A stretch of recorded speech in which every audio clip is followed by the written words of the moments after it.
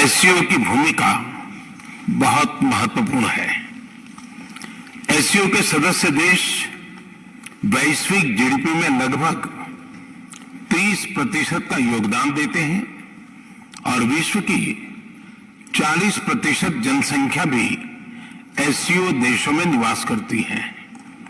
Bharat SCO सदस्यों के बीच अधिक सहयोग और आपसी विश्वास का समर्थन करता है। महामारी और यूक्रेन के संकट से ग्लोबल सप्लाई चेन्स में कई बाधाएं उत्पन्न हुई, जिसके कारण पूरा विश्व अभूतपूर्व ऊर्जा एवं खाद्य संकट का सामना कर रहा है। एससीओ को हमारे क्षेत्र में विश्वस्त, रेजिलिएंट और डाइवर्सिफाइड सप्लाई चेन्स विकसित करने के लिए प्रयत्न करने चाहिए। इसके लिए बेहतर कनेक्टिविटी की आवश्यकता तो होगी ही, साथ ही यह भी महत्वपूर्ण होगा कि हम सभी एक दूसरे को ट्रांजिट का पूरा अधिकार दें। एक्सेलेंसी, हम भारत को एक मैन्युफैक्चरिंग हब बनाने पर प्रगति कर रहे हैं। भारत का युवा और प्रतिभाशाली वर्कफोर्स को मैं स्वाभाविक रूप से कॉम्पिटिटिव बनाता है। इस वर्ष भारत की अर्थव्यवस्था में 7.5% वृद्धि की आशा है, जो विश्व की बड़ी इकोनॉमीज में सबसे अधिक होगी। हमारे पीपल सेंट्रिक डेवलपमेंट मॉडल में टेक्नोलॉजी के उचित उपयोग पर भी बहुत फोकस दिया जा रहा है। हम प्रत्येक सेक्टर में इनोवेशन का समर्थन कर रहे हैं। आज भारत में 70,000 से अधिक स्टार्टअप्स हैं, जिनमें से 100 से अधिक यूनिकॉर्न है। हमारे ये अनुभव कई अन्य एससीओ सदस्यों के भी काम आ सकता है।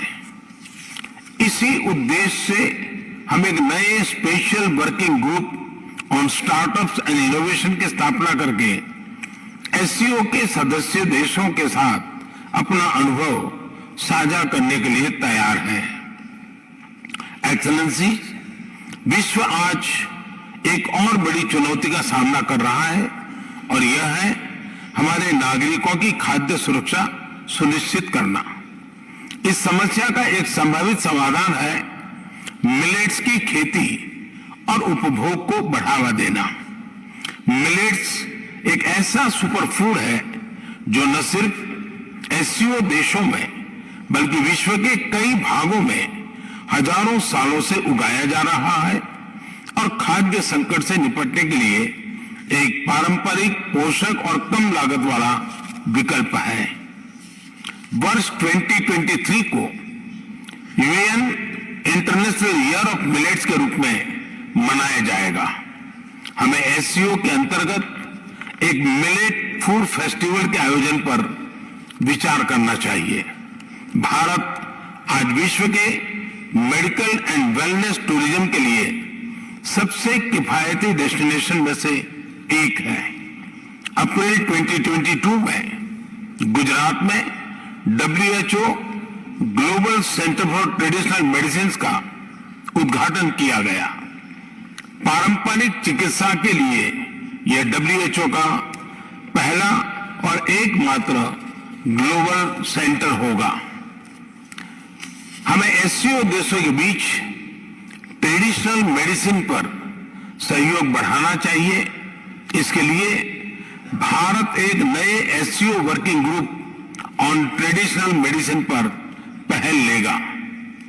अपनी बात समाप्त करने से पहले मैं प्रेसिडेंट मिर्जियोयेव को आज की बैठक के उत्कृष्ट संचालन और उनके गर्मजोशी से भरे आतिथ्य के लिए फिर से धन्यवाद अदा करता हूं।